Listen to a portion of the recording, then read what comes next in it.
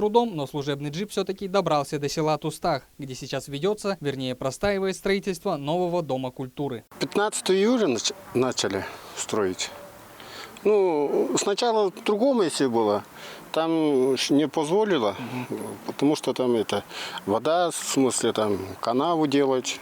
Ну, земляная работа очень тяжелая тут, потому что техника-то нет у нас, не позволяет.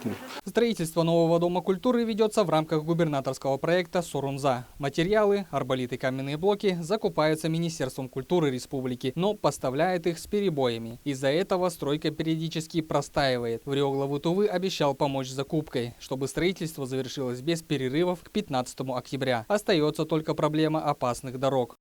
До нас добрались иногда даже вертолет. Толстаевич приехал в машине, мы удивлены, ну, конечно. Надеетесь ли вы, что он обратит внимание на качество дорог? Очень надеемся. Это нам хочется показать дороги, одним словом. Знаете, если у вас обувь плохая, например, тротуар, в смысле тропа неровная, ходить тоже нелегко же ведь, а дорогой то же самое.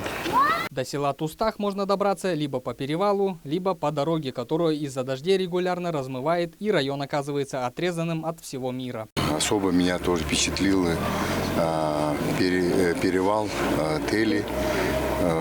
Конечно, очень много было труда вложено. Конечно, нужно, прежде всего, особенно в зимний период, нужно будет содержать в надлежащем состоянии данный перевал. Не всегда это удается, потому что из-за отсутствия техники мы на месте приняли решение приобрести более мощный погрузчик для того, чтобы справляться с этими насадками, снега и так далее. Кроме этого, тут же на месте принято решение о выделении 35 миллионов рублей на разработку проектно-сметной документации, в которой должны учесть все, что нужно сделать. Ремонт аварийных участков дорог и изменение русла рек, затапливающих дороги. А средства на работы надеются найти в федеральном бюджете и начать ремонт уже в следующем сезоне. Даян Дансурюн, Чайхан Дангак, Азамат Очур, Тува 24.